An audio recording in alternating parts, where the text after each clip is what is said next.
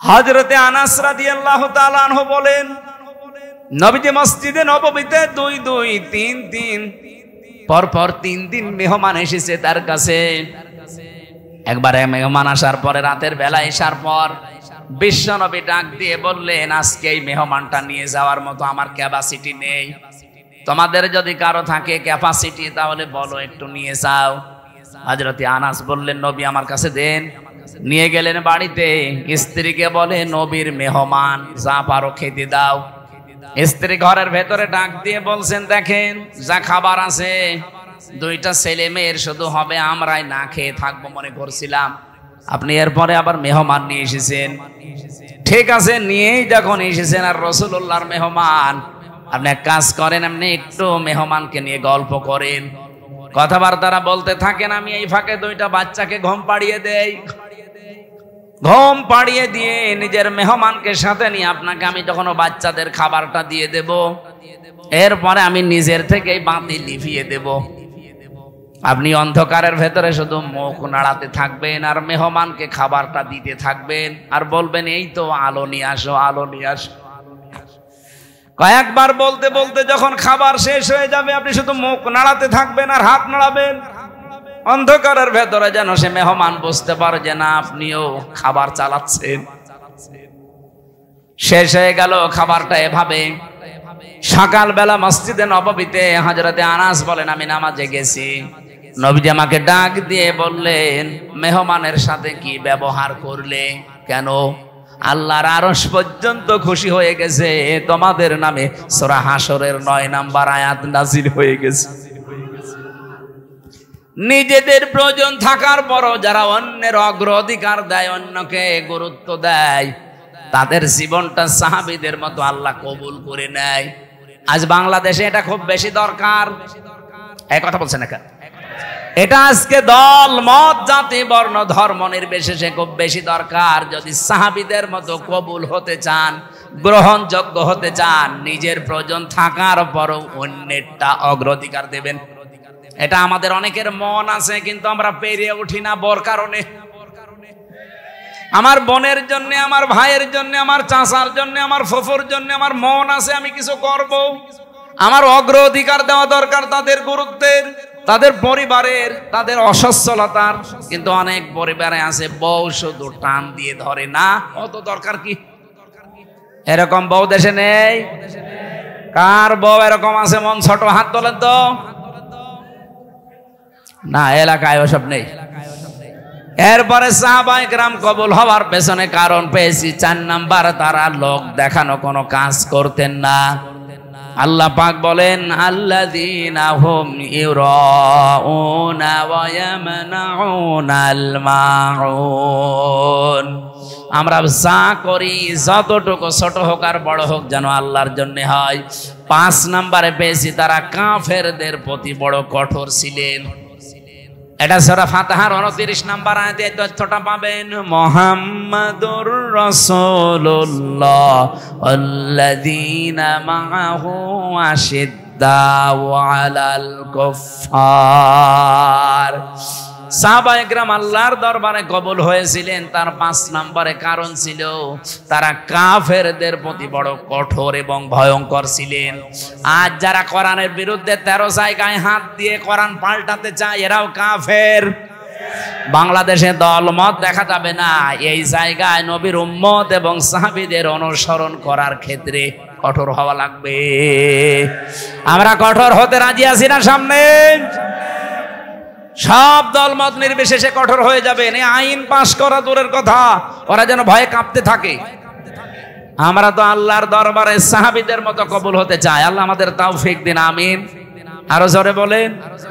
দুনিয়ায় সেই কয়দিন বেঁচে আছেন, আমি কালকে নাটোরে লালপুর না বাগাতে পড়াইছিলাম, ওখানে এই পয়েন্টটা বলেছিলাম, কেউ যদি জুলুম করে সামনে মনে করেন যে আমি অমুক জায়গায় পৌঁছাবো, জীবনও পারবেন না। সাদ্দাত যেমন পারে নাই, জুলুম করে জান্নাত বানিয়েছিল, জান্নাত ভোগ করতে পারে নাই, দেখতেও পারে নাই, এমনকি চৌকাঠে পা দেওয়ার আগেই তার মরণ হয়েছে। হাসিনাও জুলুম করে করে টার্গেটে পৌঁছাতে চেয়েছিল 41 সাল, 41 সাল দিতে দেয়নি, 24 সালে শেষ। এই জন্য আগামীতে যারা চেয়ারে বসবেন, যদি জুলুমের মাধ্যমে বা জুলুম করেন কারো সাথে, আল্লাহর কসম, ইত্তাকি দাওয়াতাল মাজলুম ফাইন্নাহা লাইসা বাইনাহু ওয়া বাইনাল্লাহি হিজাব। মজলুমের বরদোয়া থেকে বেঁচে থাকবা, কারণ মজলুমের বরদোয়া আর আল্লাহর মাঝে কোনো হিজাব পর্দা থাকে না। এজন্য আগামীতে আমি সতর্ক করছি, যারা আসবেন যেন জুলুম করবেন না। জুলুম করে যদি জনগণকে দাবিয়ে রেখে মনে করেন আমি অমুক টার্গেটে পৌঁছাবো একেবারে 41 সাল, আপনার 5 বছর পরে দেখবেন বাড়ি ঘর শ্মশান হয়ে গেছে। কি শ্মশান হয়েছে এটা দেখানো লাগবে? 32 নাম্বারের দিকে তাকান, 33 হয়ে গেছে। ফেব্রুয়ারির 5 তারিখে আযাবুল বুলডোজার নাজিল হয়ে সব শেষ। আগামীতে যারা আসতেছেন, কে আসবেন আমরা জানি না, আর আমার দেখারও দরকার নেই। যারা আসবেন আসেন, জুলুম করবেন না। সাহাবা একরামের যে 5টা গুণ অলরেডি বলেছি, এগুলো আমি সহ প্রত্যেকের জীবনে যেন আল্লাহ অনুসরণ করার তৌফিক দেন, আমিন। ইজ্জত, সম্মান, মর্যাদা আমি আল্লাহ এটা রেখেছি, নির্ধারিত করে দিয়েছে আমার নিজের জন্য, আমার রাসূলুল্লাহর জন্য। আর 2 নম্বরে, 3 নম্বরে যারা পৃথিবীতে ঈমান আনে তাদের জন্য। সুতরাং যাদের ঈমান আছে এদের মর্যাদা যেন আল্লাহ আরো বাড়িয়ে দেয়। ঈমানে যাদের ভেজাল আছে এটা যেন ভেজাল মুক্ত হয়। ভেজাল ঈমানদার দেশে নেই, আছে। এখন অনেক মানুষ কিন্তু ধরা পড়ে যাবে, যেহেতু আমরা সম্মান কামনা করেছি শুধু দুনিয়া না, উভয় জগতে। ইমানদারদের ভেতরে আমরা এমনও ইমানদার আছি শুধু এ জগৎ বিশ্বাস করি, আর একটা যে জগৎ আছে ওটার বিশ্বাস আমাদের অনেকের নেই। তাই আমি উভয় জগতে সম্মান কামনা করি, তো দোয়া কবুল হবে না। দোয়া কবুল হওয়ার জন্য সিস্টেম লাগে। এই জন্য যারা উভয় জগতে বিশ্বাসী, এইরকম মানুষ যারা এখানে এসেছেন, আল্লাহ পাক দুনিয়া আখিরাত মিলে তাদের মর্যাদা সম্মান আমরা চাই যেন আরো বেড়ে যায়। এই কথা বলা যাবে না ভাই। যে আয়াত দিয়ে সম্মানের কথা জানালাম, এই আয়াতটা পরিচিত না অনেকের? সূরা আলাম নাসরার ভেতরে আছে 4 নাম্বার আয়াত, আরফা'না লাকা যিকরাক। যদিও এই লাকা দিয়ে বিশ্বনবী মুহাম্মদুর রাসূলুল্লাহকে আল্লাহ উদ্দেশ্য করে জানিয়েছেন, হে নবী, আমি কি আপনার নামকে, সম্মান মর্যাদাকে উপরে তুলি নাই? কত উপরে তুলেছি! আমার নাম যেখানে, সেখানে আপনার নাম আমি লিখে দিয়েছি। আমাদের আদি পিতা হযরত আদম আলাইহিস সালাম, আপনারা জানেন, এই পৃথিবীতে 350 বছর পর্যন্ত তিনি কেঁদেছিলেন, তো মাপ পাননি। তিনি যখন 350 বছর পরে বললেন, আল্লাহ মুহাম্মদুর রাসূলুল্লাহর ওসিলায় আমাকে মাফ করে দাও, আল্লাহ মাফ করে দিয়েছিলেন। কিন্তু প্রশ্ন করেছিলেন যে এই নাম তুমি জানলে কি করে, কোথায় পেয়েছো এই নাম? হযরত আদম বলেছিলেন, আল্লাহ যেদিন জান্নাত থেকে তুমি আমাকে বের করে দাও, আমি জান্নাত থেকে বিদায় নেওয়ার সময় জান্নাতের মেন গেটের ওপরে তোমার নামের পরে এই নামটা লেখা ছিল, আমি দেখেছিলাম, লা ইলাহা ইল্লাল্লাহু মুহাম্মাদুর রাসূলুল্লাহ। আমি মনে করলাম যে এই নামটা দামি নাম হবে, অবশ্যই তোমার নিকটবর্তী কেউ হবে, নয়তো তোমার নামের পাশে এই নামটা থাকতো না। আল্লাহ ওই দিন তার মর্যাদা জানিয়েছিলেন যে এটা তোমারই সন্তান হবে, এটা পৃথিবীর শ্রেষ্ঠ মানুষদের একজন। বাদ জাকুম মিনাল্লাহি নূরুন ওয়া কিতাবুম মুবিন। এই আয়াত দিয়ে অনেক মানুষ দলিল দিতে যায় নবীজি নূরের তৈরি ছিল এই দিকে। এখান থেকে কয়েকটা শিক্ষা আমরা বের করতে পারি। বলেন তো, আল্লাহ জিজ্ঞাসা করার জবাব দিলেন কি? যে এই লোকটার ওসিলা দিয়ে যে তুমি মাপ চাইলে, এই লোকটাকে তুমি এখনো জানো না, লোকটা তোমার সন্তান, এ দুনিয়াতে তোমার পরে যাবে। কি বুঝলেন এখান থেকে? আদম আলাইহিস সালাম অনেকে জিন ছিলেন না ফেরেশতা ছিলেন? মানুষ। বলেন না কেন? আরো জোরে বলেন। আর মানুষ আল্লাহকে দিয়ে বানিয়েছে, এটা আমরা সবাই জানি। কোরআনে কারিমে আল্লাহ বহুবার এই তথ্য দিয়েছেন, ইন্নী খালিকুম বাশারাম মিন তিন, অবশ্যই আমি মানুষ বানিয়েছি মাটি থেকে। সুতরাং সরাসরি আমরা আয়াত থেকে, যারা সূরা সুআদের ভেতরে পাবেন, 23 নাম্বার পারা 16 নাম্বার পৃষ্ঠা 5 নাম্বার লাইনে আছে, 71 নাম্বার আয়াত সম্ভবত। আল্লাহ তাআলা জানিয়েছেন অবশ্যই আমি, এটা শেষের অংশে আছে, আবার প্রথমে খুঁজলে পাবেন না, শেষের দিকে আছে। ইন্নী খালিকুম বাশারম মিন তিন, অবশ্যই আমি বানিয়েছি মানুষ মিন তিন, মাটি থেকে।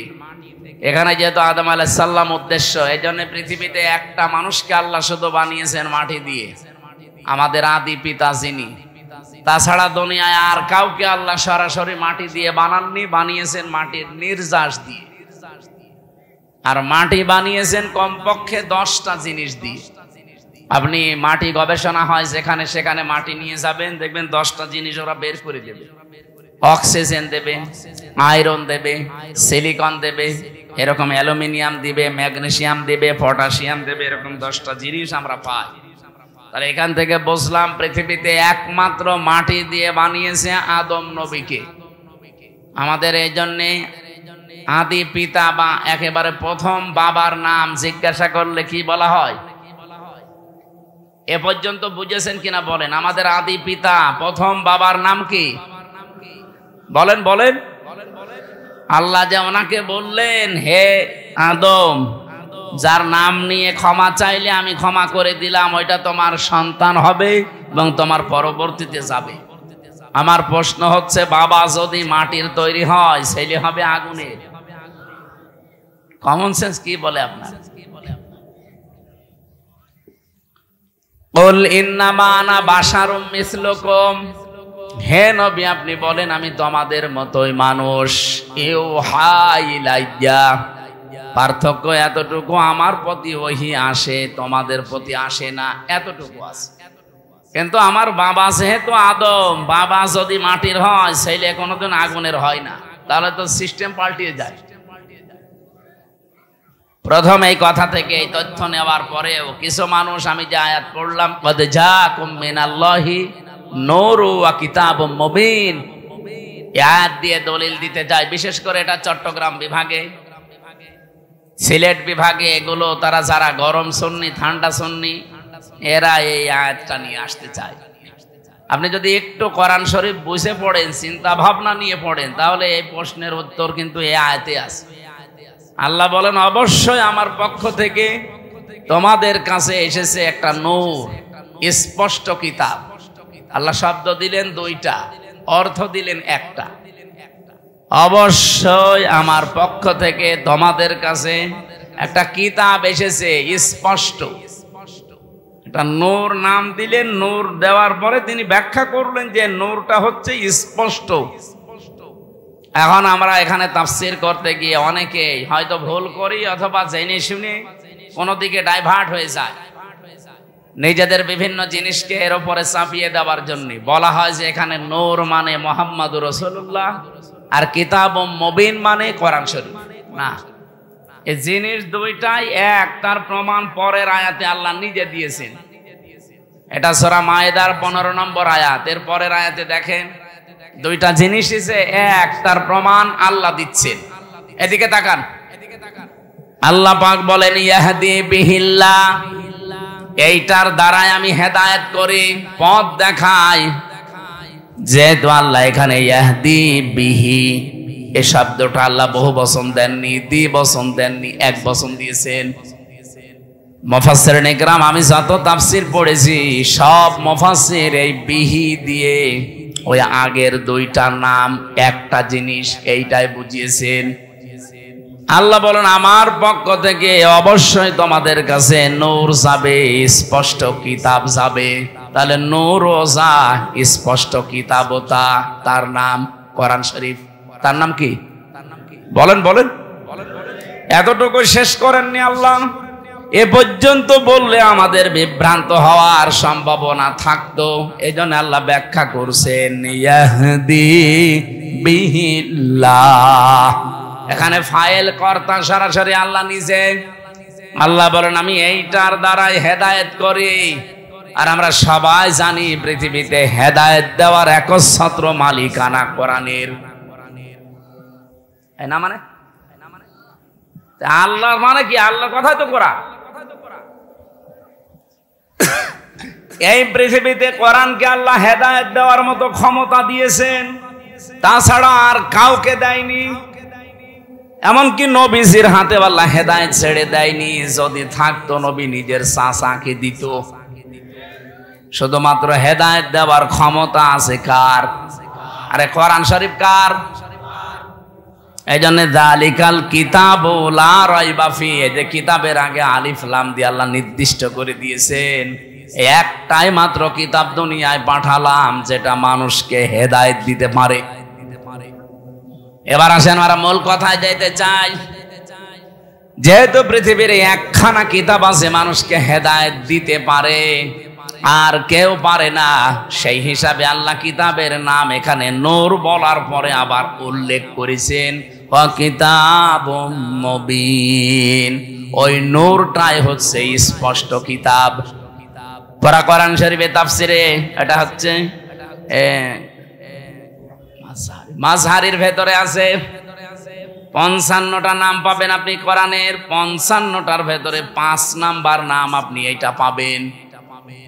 আমি 55টায় নাম পড়ে দেখেছিলাম। কোরআনের নাম হচ্ছে আল কোরআন, আল ফুরকান, আল কিতাব, আন নূর, আত তানজিল। এভাবে একটা একটা করে আপনি নাম পাবেন 55টা। যেহেতু কোরআনের নাম আমার আল্লাহ নিজে নূর দিয়েছেন, আর এই কোরআনের বরকত অথবা এই কোরআনের পরিস্থিতি আমাদের কাছে আরো স্পষ্ট করার জন্য পরবর্তী শব্দে আল্লাহ কিতাবুম মুবিন লাগিয়েছেন। আমাদের রাজশাহী, খুলনা, রংপুর এই সমস্ত বিভাগে যেহেতু সমস্যা একটু কম এই শব্দ নিয়ে, তারপরেও স্পষ্ট করছি নবীজি নূরের তৈরি বললে তার সম্মান বাড়ে না, আরো কমে যায়। বাবা সেইটার আপনি সন্তানকে ওইটা বলে চালাবেন। বিশ্বনবী মুহাম্মদ রাসূলুল্লাহ, এখান থেকে আপনি প্রমাণ আজকে পেলেন। ইয়াহদি বিহিল্লাহ, এই বিহি 1 বছর। এজন্য পৃথিবীতে কোরআন শরীফ হচ্ছে নূর, আর মুহাম্মদ রাসূলুল্লাহকে আল্লাহ নূর দিয়ে বানিয়েছেন। এই আয়াত দিয়ে দলিল দিয়ে আপনি একটা পাগল। তাহলে বিহি আল্লাহ দিত না, বিহি মা দিত, যে নবীজি এবং কোরআন শরীফ এই দুইটা দিয়ে আমি হেদায়েত দান করি। বিহি মা দিল না কেন? আমি আলেমদেরকে বলছি যারা একটু লেখাপড়া করেন, এই আয়াতটা নিয়ে বাড়ি যারা চিন্তা ভাবনা করবেন। আমার তো মাথা ছোট, ভুল হতে পারে। যাদের মাথা বড় বড় আছে, এই বড় মাথায় আরো এই যে এক হুজুর বসে আছে না, কি যেন গোলাম রব্বানি, কি মাথা দেখিছে? আমার মনে হয় 2 মাথা মিলে ওনার মতো হবে। ওনার মতো বড় বড় মাথা যাদের, তারা যেন আরো একটু চিন্তা ভাবনা করে। বিহি আর বিহি মা, ইহদি বিহিল্লাহ মানিত্তাবা রিদওয়ানাহু সুবুলাস সালামি ওয়া ইখরিজুহুম মিনাজ যুলুমাতি ইলান নূর। আল্লাহ পাক বলেন এইটার দ্বারাই আমি হেদায়েত করি। এইটা মানে এখানে 1 বছর কোরআন। মানিত্তাবা, যে ব্যক্তি অনুসরণ করবে কোরআনকে, রিদওয়ানাহু, এবং তার সন্তুষ্টি চাইবে, তার মানে আল্লাহর। সবুলাস সালাম, সবুল বহুবচন, সালাম আল্লাহ পাক তার নিজের নামটা এখানে দিলেন। পৃথিবীতে যত শান্তির পথ আছে সব আমার আল্লাহ এই কোরআনে দিয়েছেন। এই শান্তির পথ আমার আল্লাহ তাকে নসিব করবেন যদি এটার অনুসরণ করা হয়।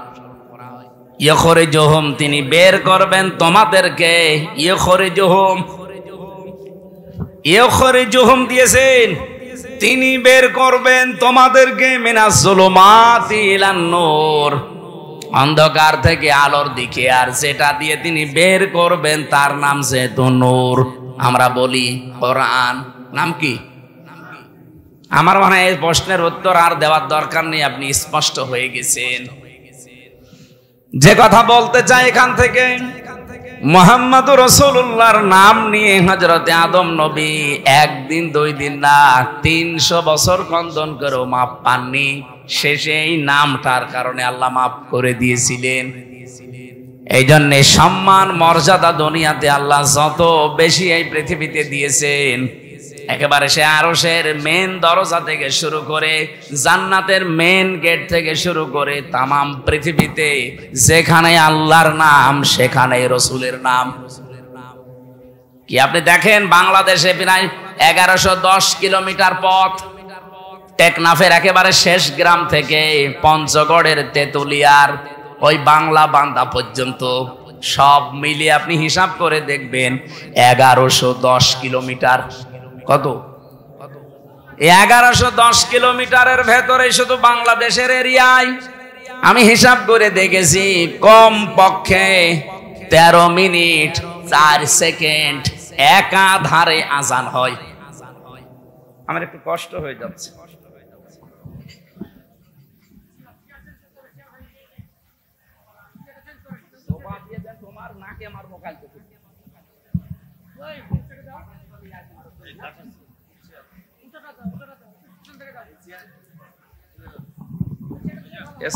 উল্টো পাল্টা না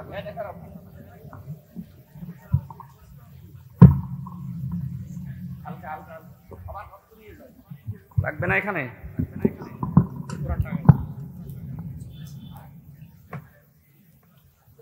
এখন চা খাবে কখন মানুষ?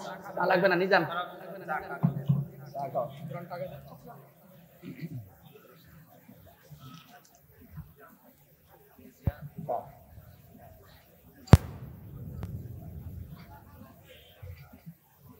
সুবহানাল্লাহ।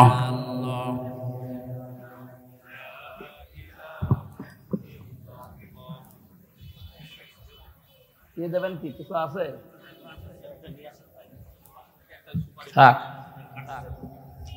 সুবহানাল্লাহ।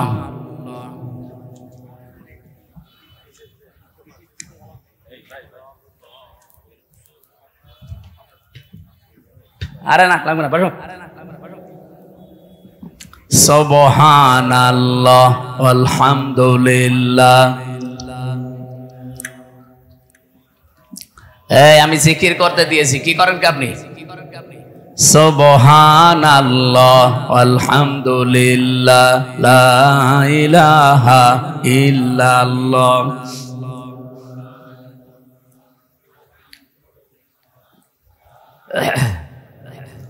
লা ইলাহা ইল্লাল্লাহ মুহাম্মাদুর রাসূলুল্লাহ। আমার ভাইরা, টেকনাফের একেবারে শেষ গ্রাম থেকে যখন আজান আরম্ভ হয়, এরপরে হয়তো আসবে বখিয়া, এরপরে চট্টগ্রাম, এরপরে বান্দরবন, এভাবে একটা একটা করে আপনি আস্তে আস্তে দেখবেন টেকনাফ থেকে একেবারে তেতুলিয়ার বাংলা বান্দা পর্যন্ত 0 পয়েন্ট ওরা একাধারে 13 মিনিট 4 সেকেন্ড আজান হতে আছে, 1 সেকেন্ডও বাদ নেই। যেখানে আল্লাহর নাম উচ্চারণ হবে আশহাদু আল্লা ইলাহা ইল্লাল্লাহ, মুয়াজ্জিন সঙ্গে সঙ্গে বলবে আশহাদু আন্না মুহাম্মাদুর রাসূলুল্লাহ। বলবে না? আল্লাহ বলেন রাফা'না লাকা যিকরাক, আমার নাম যেখানে আমি আপনার নাম ওই জায়গায় উপরে তুলে দিয়েছি। আমার নামকে ডাকার পরে অনায়াসেই মানুষ দেখবেন আপনার নামটা উচ্চারণ করবে। এই জন্যে সম্মান মর্যাদা উচ্চতা এটা আমার জন্যে, আমার রাসূলের জন্যে, আর যারা ঈমান এনেছে তাদের জন্যে। সুতরাং সম্মান মর্যাদা যাদের কামনা করেছি, আল্লাহ যেন উভয় জগতে তাদের ঈমানের উপরে টিকে থাকার তৌফিক দেন। বলেন আমিন। অনেক মানুষ হয়তো টিকে থাকে, মরণের সময় এলোমেলো হয়ে যায়। কি এলোমেলো হয়ে যায় না? আজরাইলকে দেখার পরে হয়তো পাল্টিয়ে যায় না। আমরা চাই এই গুরুত্বপূর্ণ সময়েও তাদের ঈমান যেন টিকে থাকে। বলেন আমিন। দল মত জাতি বর্ণ ধর্ম নির্বিশেষে আজকের এই অনুষ্ঠান, এটা কি শুধু মুসলমানদের না? হাদা বায়ানুল লিন্নাস হুদাল লিন্নাস, মানুষ পদবাচ্চে আমরা যারা বিবেচিত সবার জন্য আল্লাহ আজকের এই অনুষ্ঠানটা কবুল করেছেন। কারণ আমরা মানুষ, কোরআন শরীফ যেহেতু সবার জন্য, যারা মানুষ তাদের জন্য। শুধু মুসলমান যারা দাবি করে কোরআন কি শুধু তাদের?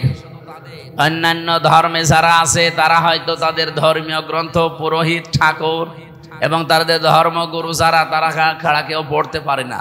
কোরআন শরীফ আল্লাহ ওইভাবে দেয়নি। এই জন্য বাংলাদেশে আজ 54 বছর এখনো পর্যন্ত কোনো দাঙ্গা হয়নি, কারণ কোরআন আমরা মনে করি এটা মুসলমানদের জন্য না, এটা সবার জন্য। আর বিশ্বের অন্যান্য দেশে, বিভিন্ন দেশে আমরা দেখি এখনো দাঙ্গা চলছে। অলরেডি ভারতে দাঙ্গা আরম্ভ হয়ে গেছে, কারণ ওদের যে ধর্মীয় গ্রন্থ, ওদের গুরু ঠাকুর পুরোহিত ছাড়া কেউ পড়তে পারে না। ওরা আমাদেরকে সবক দেয়, সারা বিশ্বের মোড়লদেরকে শোনায় যে আমাদের দেশে নাকি সাম্প্রদায়িক সম্প্রীতি নেই।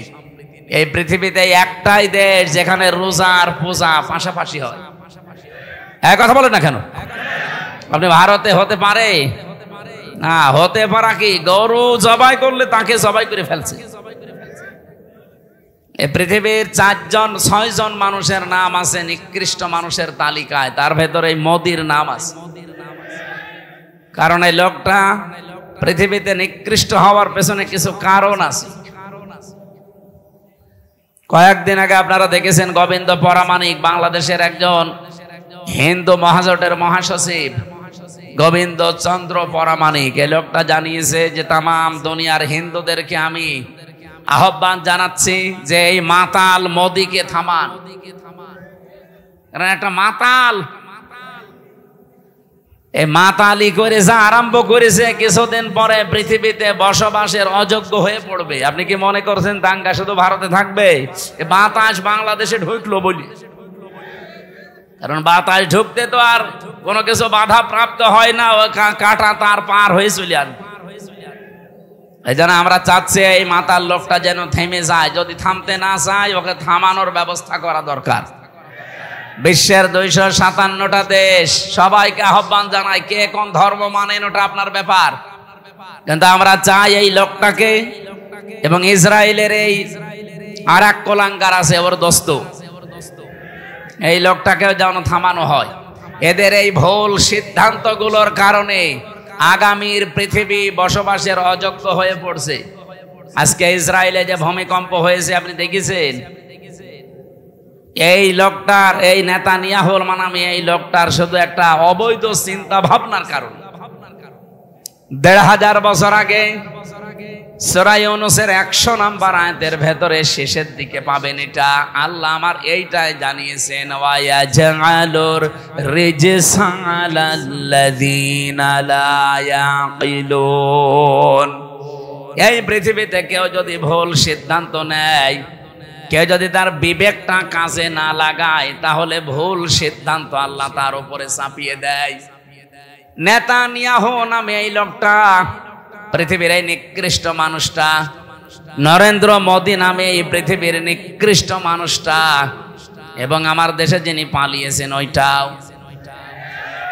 এগুলোর ভুল সিদ্ধান্ত নেওয়ার কারণে এদের বিবেকটা কাজে লাগে নাই। এই জন্য আল্লাহ তাদের উপরে ভুল বিষয়গুলো চাপিয়ে দিয়েছিলেন। ওয়ায়াজআলুর রিজসা আলাল্লাযীনা লা ইয়াকিলুন। যারা তাদের বিবেক, বুদ্ধি, কমন সেন্স কাজে লাগায় না, তখন আল্লাহ তার উপরে ভুল বিষয়গুলো চাপিয়ে দেয়। এটা চাপিয়ে আপনি আজকে কি করলেন? ইসরায়েলের যে দাবানল জ্বলছে, 108টা থেকে 112টার নাম শুনলাম আমরা। এত বড় বড় উন্নত মেশিন তারা সেট করেছে, পানি দিচ্ছে, স্প্রে দিচ্ছে, ঔষধ দিচ্ছে, কিন্তু যত দেয় আগুন তত জ্বলে। কারণ এই আগুন তো আর হামসা লাগায়নি, আগুন লাগিয়েছে কে? আরো জোরে বলেন কে? আপনি কি করবেন এখন? দাবানল, এরপরে আবার ভূমিকম্প। এ ভুল সিদ্ধান্ত যদি আপনি না নিতেন, আপনি বলা তো ঠিক না, ওরে শয়তান বলা দরকার। এই শয়তান যদি ভুল সিদ্ধান্তটা না নিত, তাহলে আমার মনে হয় এই পৃথিবীতে এই বিপর্যয়টা নেমে আসতো না। এই দেলাওয়ার নামে এই লোকটারে জবাই করা দরকার শয়তান। এই 24 ঘন্টার মনে হয় 18 ঘন্টা কল দেয়।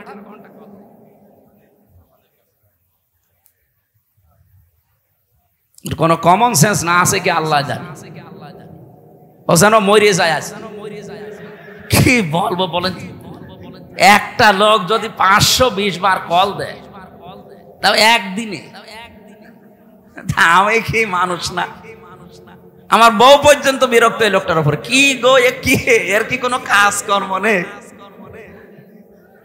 আমি ওর বাড়ি কুমিল্লা, আমি ওই লাইনে আগে যাই, ওরে আমি 2 হাত দিয়ে চড়াবো শয়তান। সময় সুযোগ মতো দেবে না, কাজ নেই কাম নেই, যখন তখন আন্দাজে খালি দিতে আছে। আর মেসেজ লেখে খুব জরুরি কথা আছে হুজুর, ধরে কি কেমন আছে একটা কথা। শয়তানের আমার মনে হয় যে ওরে এখনই চড় দে।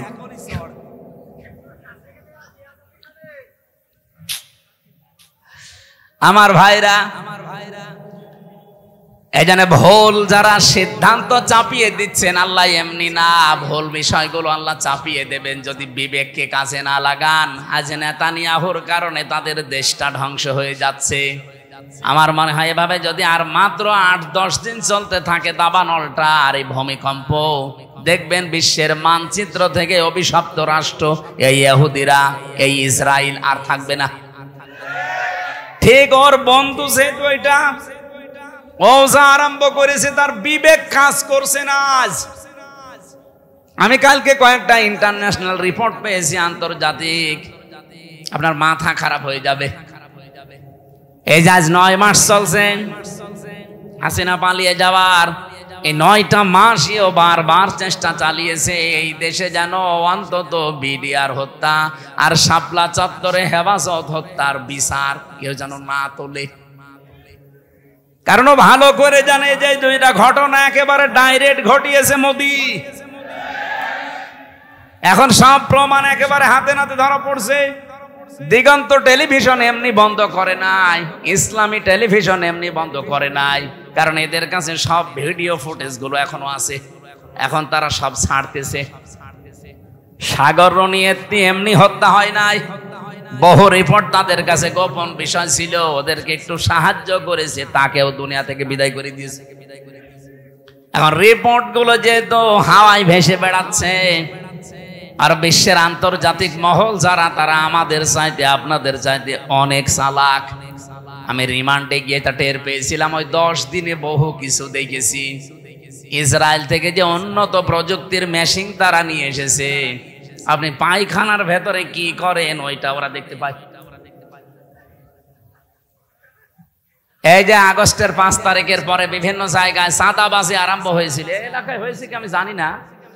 ওই যে নারায়ণগঞ্জে বন্দরে রাত 2টার সময় গেছে চাঁদা চাইতে, পরে ধরা পড়ে গেছে। ও বলছে আমি রাত 2টার সময় আসলাম, তারপরও ধরে ফেললো। আরে ভাই, রাত 2টা আপনি বাড়ির ভেতরে বসে বসে কি চিন্তা ভাবনা করছেন, কোন দিকে তাকিয়ে আছেন? ওরা ওই বসে বসে ডিবি অফিসে দেখতে পায়, এমন মেশিন নিয়ে এসেছিল। আমারে ধরা পড়ার পরের দিন 20 সালের শেষের দিকে, 21 সালে তো আমারে ধরেছে। যেই দিন ধরেছে ওই দিনই আমার নাম্বার, সেখানে যার আত্মীয় স্বজন সবগুলো ট্যাগ করা, কে কোথায় কি আমার পক্ষে বিপক্ষে বলছে সব ওরা আমাকে শোনাচ্ছে। আশ্চর্য কি গো,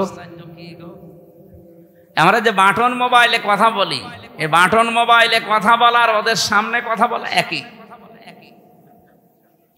আপনারা যারা বলেন সতর্ক থাকবেন, এমন কোন কথা বলবেন না শেষে ওই যে টাকলা মোরাদের মতো যদি 6 মিনিট একটু ফাঁস হয়ে যায় না, আপনার বাবা শাহজালাল সব হালাল হয়ে যাবে। এজন্য কথা বলার সময় এই যে যারা পরকীয়া প্রেম করে, তুমি আমি, আমি তুমি, আমি তুমি, তুমি আমি, মনে করছে কেউ জানে না, কেউ জানে না, মানে ওরা সব দেখতে পাচ্ছে যে আপনি কার বর্ষাতে লাইনে আছে। এই জন্য মিথ্যা কথা বলবেন না। এখানে কারা লাইনে আছেন হাত তোলেন তো, ওই যে একজন। ঠিক আছে, আপনি লাইন চালান, আপনাকে কয়েকদিন পরে দেখা হবে কার সাথে আপনার লাইন আছে। হোয়াটসঅ্যাপ অনেকে বলে এটা নিরাপদ, কে বলেছে আপনাকে? হোয়াটসঅ্যাপে কথা বললে ওরা দেখতে পাচ্ছে। এ বাংলাদেশের নিরাপদ হওয়ার মতো কোনো এখন অ্যাপস আর নেই। সে যেটাই বলেন, মেসেঞ্জার বলেন, ইমো তো আরো ঘরের ভেতর। ওই ইমোতে কথা বলা আর ওদের সামনে বসে বসে বলা একই। হোয়াটসঅ্যাপটা এটা সবাইকে ওরা ট্যাগ করে না, যাদের টার্গেট করে তাদের। এই যে এই ভুল সিদ্ধান্ত নেওয়ার কারণে বিবেকটা কাজে লাগছে না, এই কারণে আজকে যে বিপর্যয় নেমে আসবে এই দাঙ্গা তৈরি হওয়ার কারণে শুধু কি মুসলমান মরবে, হিন্দু মরবে না? এক কথা বলেন না কেন? ওখানে যদি মনে করেন মুসলমান আছে 30 কোটি, হিন্দু আসে 100 কোটি, এই কারণে আপনি মুসলমান 10 জন মেরে ফেললেন, হিন্দু 2 জন মরিস। বাংলাদেশে আমরা 92 জন মুসলমান 100 জনের, বাকি 4 জন হিন্দু, অন্যান্য জাতি মিলে আর 4 জন। ওখানে যদি 2 জন মুসলমান মরে, এখানে 5 জন মরবে না? হ্যাঁ, সব সাফা হয়ে যাবে। এই জন্যই তো আমরা জানাচ্ছি যে এই মাতালটাকে থামান। এই মাতালের মাতলামি করার কারণে পৃথিবীর ক্ষতি হয়ে যাচ্ছে। আগামীতে আমার মনে হয় এ পৃথিবী বসবাসের অযোগ্য হয়ে যাবে। বসবাস যে করবেন সেরকম পরিস্থিতি আর পাবেন না। ওই চাচা এরশাদ মরার আগে যা বলেছিল ওইটা দেখতে পাবেন, যে ঘর থেকে বের হলে খুন আর ঘরে থাকলে গুম হয়ে যাবে। আল্লাহ আমাদের হেফাজত করুন, বলেন আমিন। আমি এখান থেকে এই 2টা দেশের নাম বলার পরে একটা বিষয়ে সিদ্ধান্ত নিতে চাচ্ছি, আপনারা একমত হবেন কিনা আমি জানি না। বাংলাদেশে যিনি দায়িত্বে আছেন প্রফেসর ডক্টর মোহাম্মদ ইউনূস, 2টা নবীর নাম নিয়ে বসে আছেন, মোহাম্মদ আর ইউনূস। 2 নবীর নাম আপনার। আমরা চাই আপনার বিবেক আপনি কাজে লাগাবেন। বিবেক বহির্ভূত কোন কাজ যদি এই দেশে আপনি থাকতে চালু হয়ে যায়, তাহলে আল্লাহ কিন্তু ভুল সিদ্ধান্ত চাপিয়ে দেবে। হাসিনা পালিয়েছে, ওর বিচারপতি পালিয়েছে, মামলার আয়ু পালিয়েছে, সাক্ষীরা পালিয়েছে, তাহলে এটিএম আজহারুল ইসলাম এখনো কেন জেলখানায় আছে? এটা তো বিবেকে মেনে নেয় না। কথা বলেন না কেন? আমরা চাই আজহার সাহেবকে পরশুদিন বৃহস্পতিবারে, ওনার আবার আরেকটা ডেট আছে, এই ডেটে যেন আর কোনো বাঙালিকে হাইকোর্ট দেখানো না হয়। আমরা এই মাজলুম মানুষটার মুক্তি চাই। আপনারা চান না? কারা চান দেখে? লিল্লাহে তাকবীর।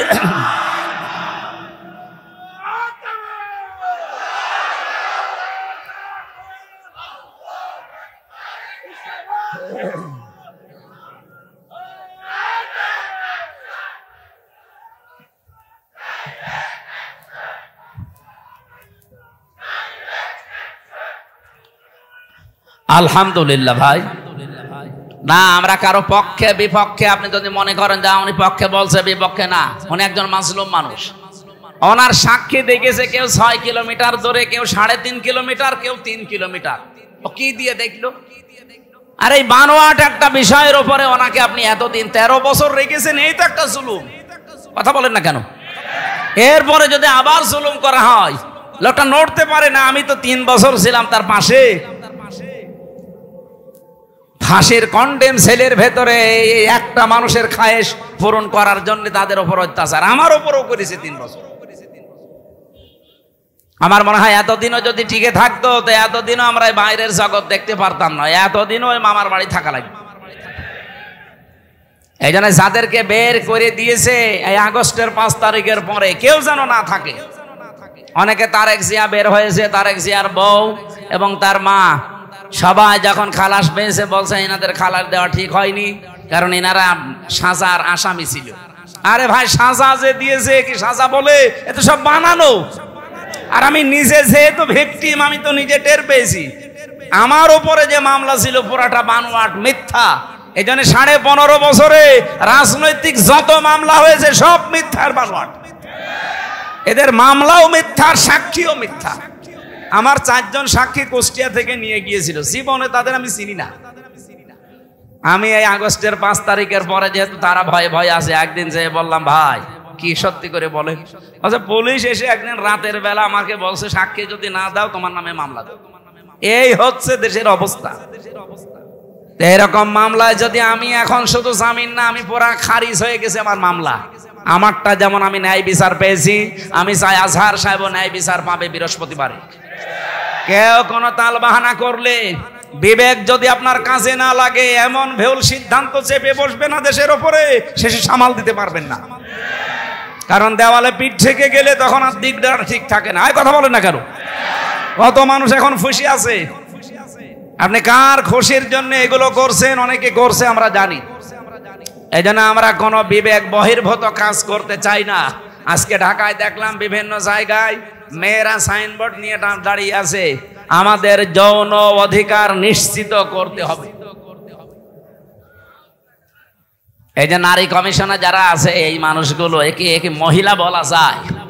আমার মনে হয় এ মহিলাও না, এ পুরুষও না, এ হিজড়া হবে। নাইতে এরকম কথা লেখে কি করি? 318 পৃষ্ঠা আমি পড়েছি ওদের ওই কমিশনের পুরা বইটা, সবগুলো ইসলাম বিরোধী এবং ইসলামের বিপক্ষে একেবারে ডাইরেক্ট অ্যাকশন নিয়েছে।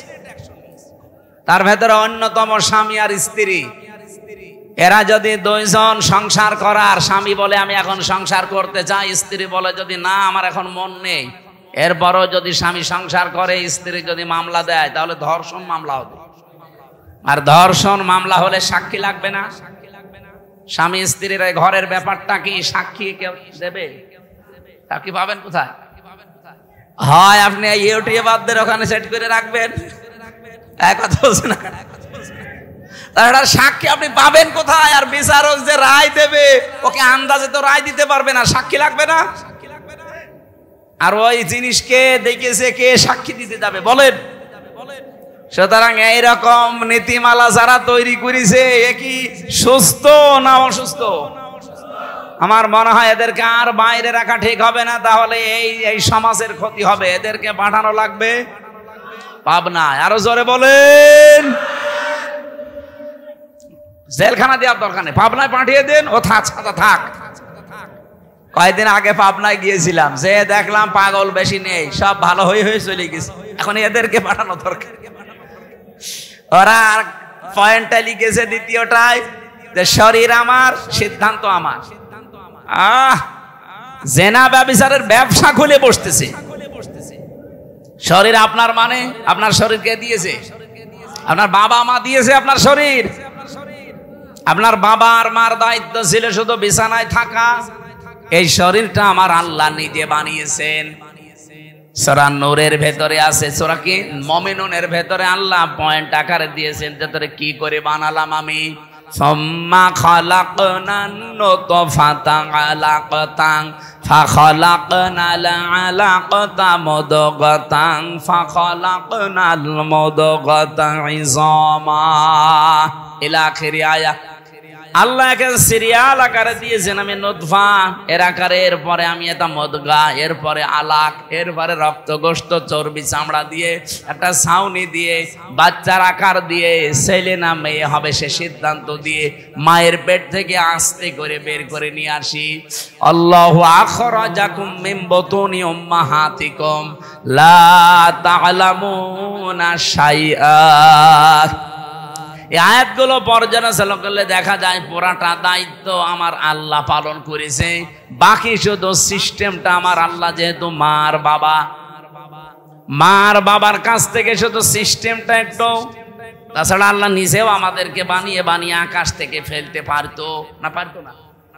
আমাদের আদি পিতাকে ফেলে নাই, কথা বলেন না কেন? আদি মাতাকে ফেলে নাই।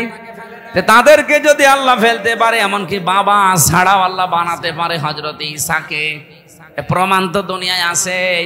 সুতরাং যারা এই পয়েন্ট লিখেছেন আপনারা কিন্তু স্বাভাবিক নেই।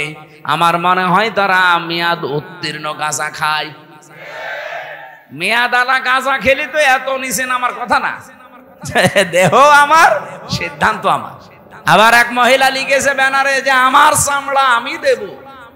ওরে শয়তান, এগুলো কি মানুষের কাতারে পড়ে? তৃতীয় নাম্বারে পয়েন্টে ওরা লিখেছে যে যৌনকর্মী যারা, তাদেরকে শ্রমিকের মর্যাদা দেওয়া লাগবে।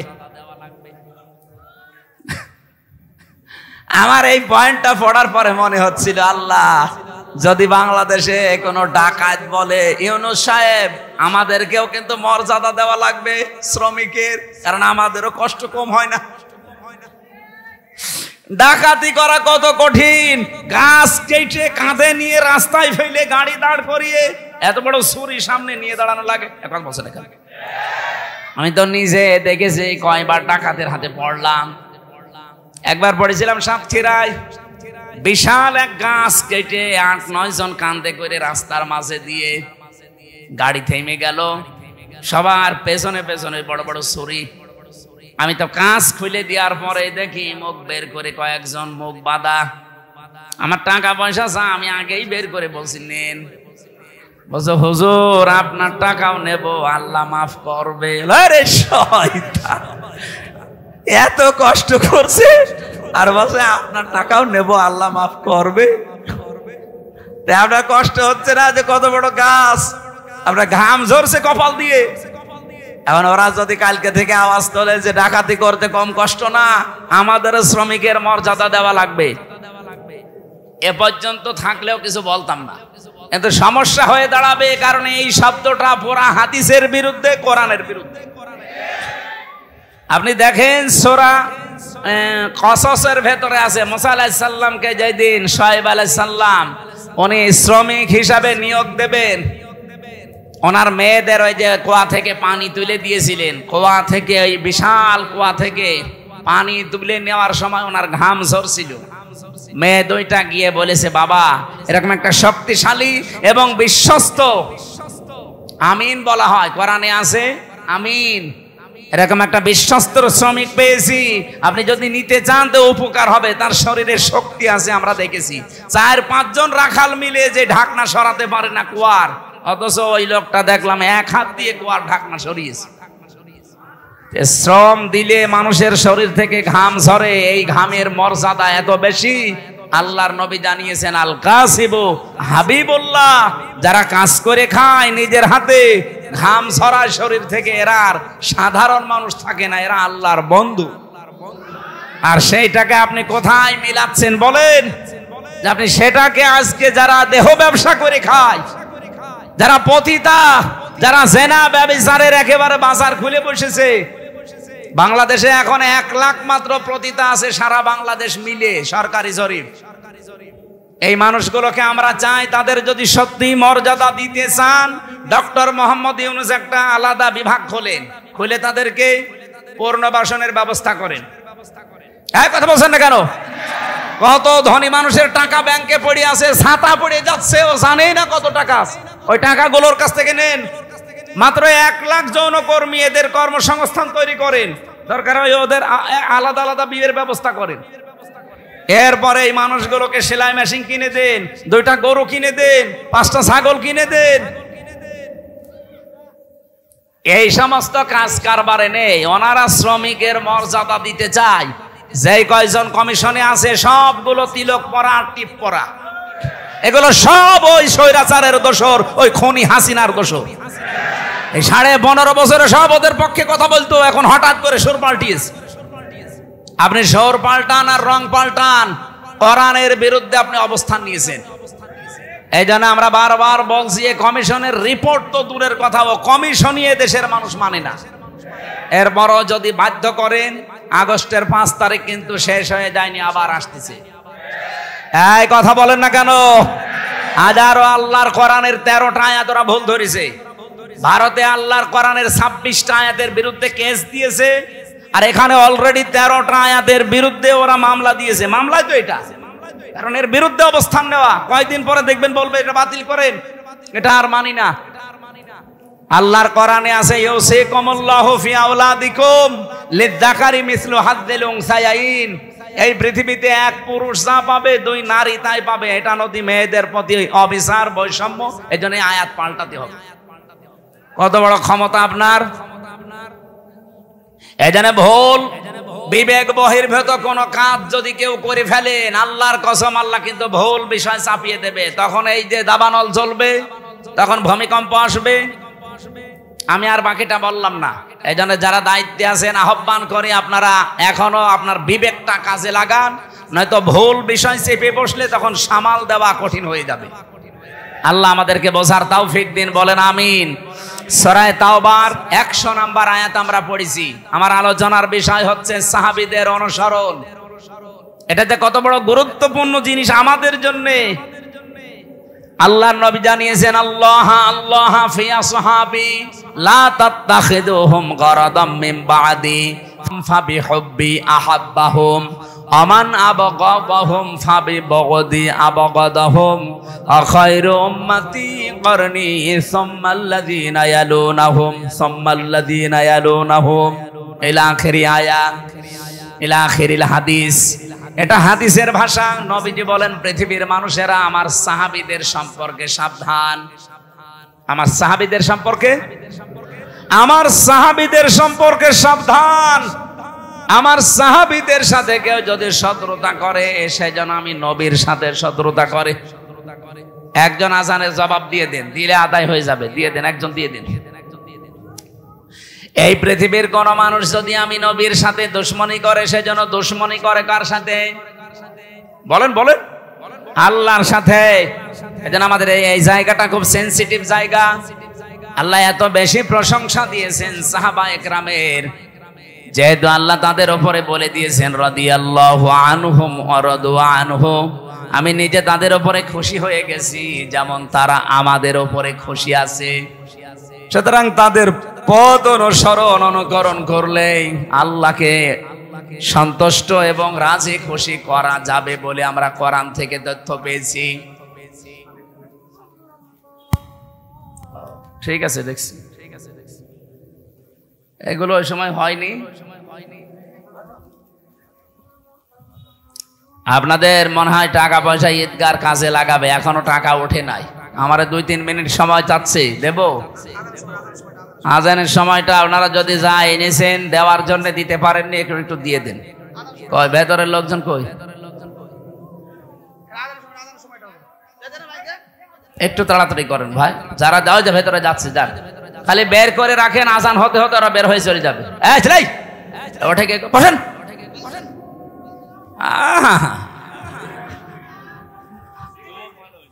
যাক যাক, ওর আবার বিয়ে হয়েছে, এখানে হাজার হাজার মেয়ের বাপ বসে আছে আর ও চলে যাচ্ছে।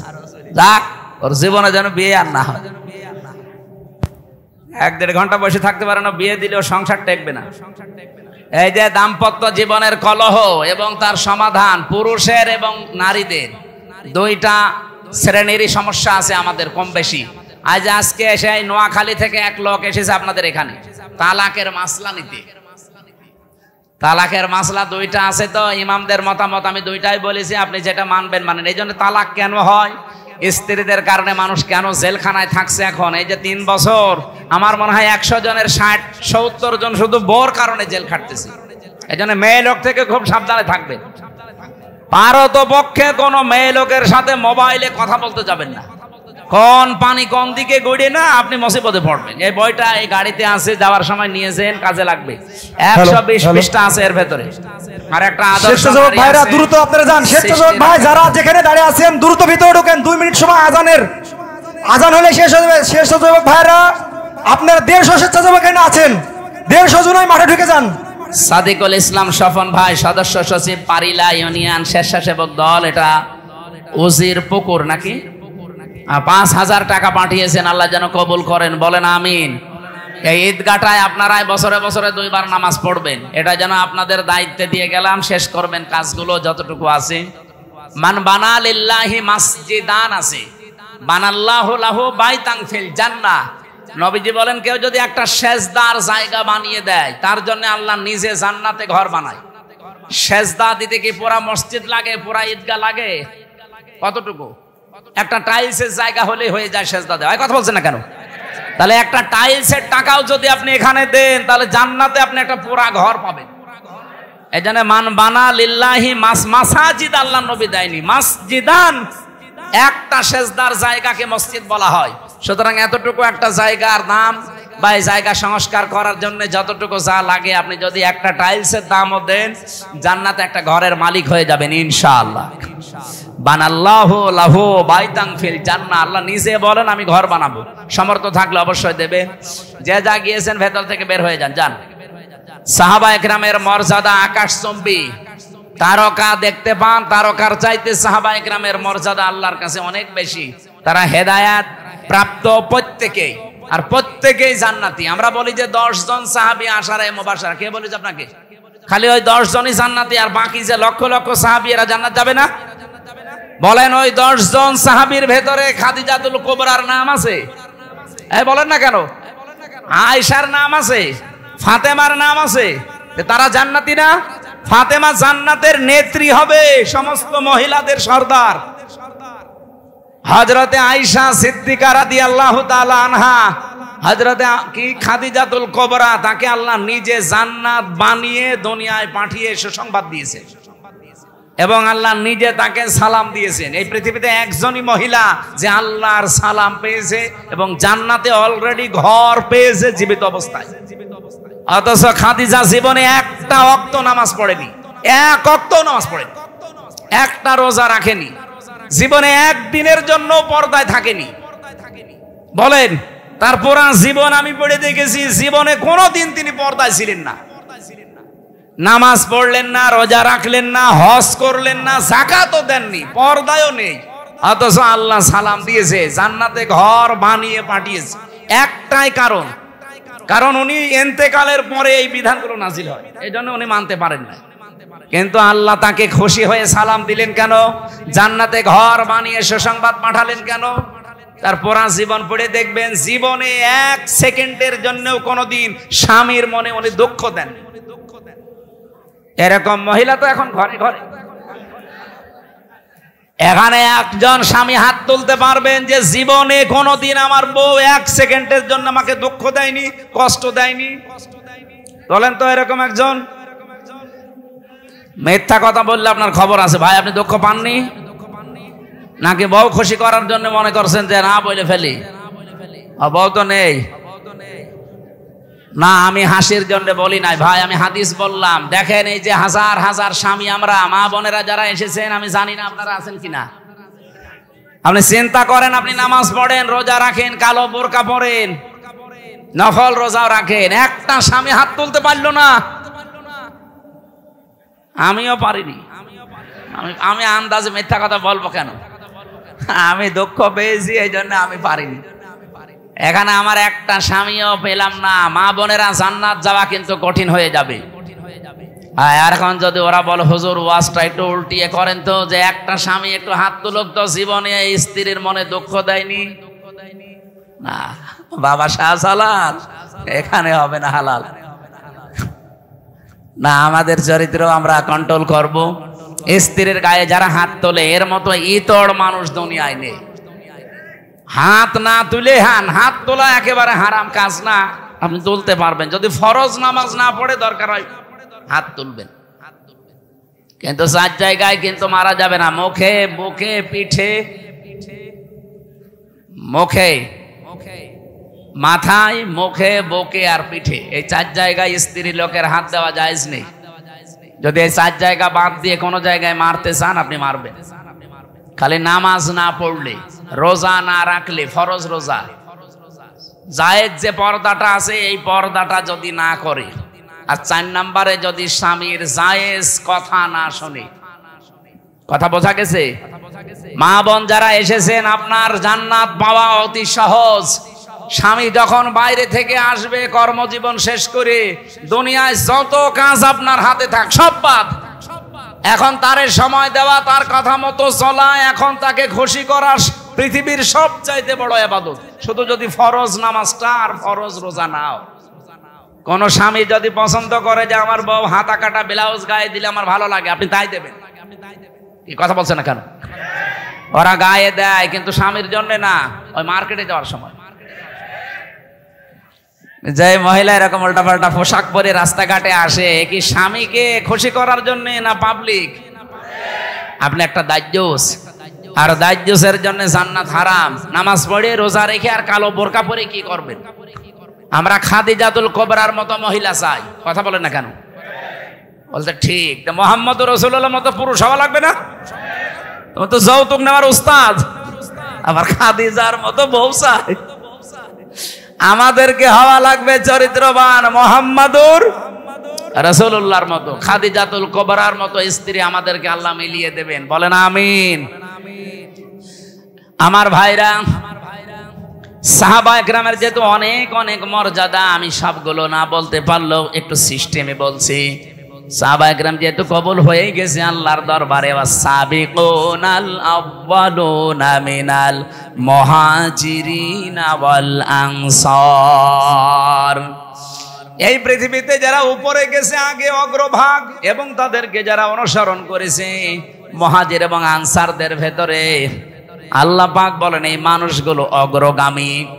আল্লাযীনা তাবাউহুম বিইহসান, আর এদেরকে যারা অনুসরণ করবে তাদের উপরে আমি আল্লাহর ইহসান, তার মানে আমার বানানো জান্নাত তাদের জন্য। বলেন সুবহানাল্লাহ।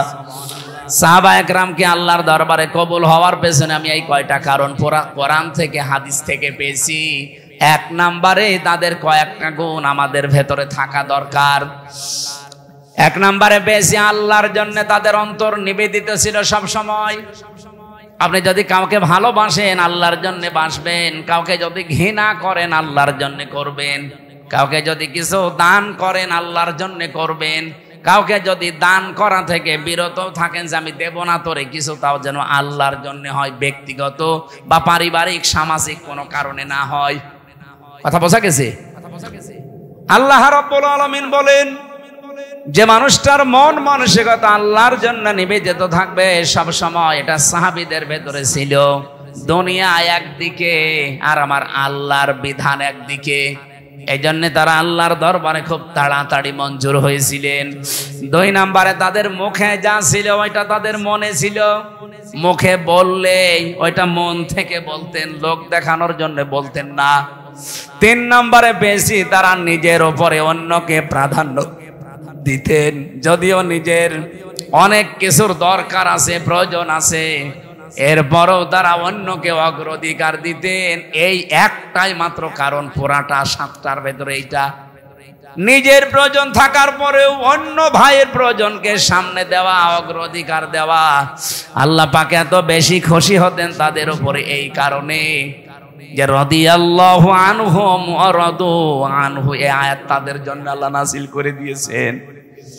আল্লাহ এতটুকু বলে যদি আয়াতটা শেষ করে দিতেন, এই আয়াতটা আমি পড়তাম না। এর পরবর্তী কিছু সুসংবাদও দিয়েছেন, ওয়া আদালাহুম জান্নাত। আল্লাহ তাআলা বলেন আমি প্রস্তুত করে অলরেডি রেখে দিয়েছি এমন একটা বাগান, তাজরি মিন তাহতিহাল আনহার। না না, ভুল হয়েছে। তাজরি তাহতাহাল আনহার, মিন নেই এখানে। মিন যদি থাকতো তাহলে তাহাতি হতো, যেহেতু মিন নেই এই জন্য কোরআনে একটা জায়গায় শুধু তাজরি তাহতাহাল আনহার, এমন একটা নদী আর নহর প্রবাহমান বাগান বানিয়েছি। খালিদিনা ফিহা আবাদা, চিরকাল আমি আল্লাহ তাদেরকে ওই জায়গায় থাকতে দেব। যালিকাল ফাউজুল আযীম, এটাই জীবনের মহা সফলতা। বলেন সুবহানাল্লাহ। এই আয়াতটার ভেতরে আমি কয়েকটা তথ্য পেয়েছি। সূরা হাশরের 9 নম্বর আয়াতের ব্যাখ্যা পেয়েছি। ওয়ায়ুসিরুনা আলা আনফুসিহিম ওয়ালাউ কানা বিহিম খাসাসা। আল্লাহ পাক বলেন ওদের নিজেদের প্রয়োজন আছে, এরপরও তারা অন্যকে অগ্রাধিকার দিয়েছে। হযরতে আনাস রাদিয়াল্লাহু তাআলা আনহু বলেন নবীজি মসজিদে নববীতে 2-2-3-3 পরপর 3 দিন মেহমান এসেছে তার কাছে। একবারে মেহমান আসার পরে রাতের বেলা আসার পর বিশ্বনবী ডাক দিয়ে বললেন আজকে এই মেহমানটা নিয়ে যাওয়ার মতো আমার ক্যাপাসিটি নেই, তোমাদের যদি কারো থাকে ক্যাপাসিটি তাহলে বলো একটু নিয়ে যাও। হযরতে আনাস বললেন নবী আমার কাছে দেন। নিয়ে গেলেন বাড়িতে, স্ত্রীকে বলে নবীর মেহমান, যা পারো খেতে দাও। স্ত্রী ঘরের ভেতরে ডাক দিয়ে বলছেন দেখেন যা খাবার আছে, 2টা ছেলে মেয়ের শুধু হবে, আমরাই না খেয়ে থাকবো মনে করছিলাম, আপনি এরপরে আবার মেহমান নিয়ে এসেছেন।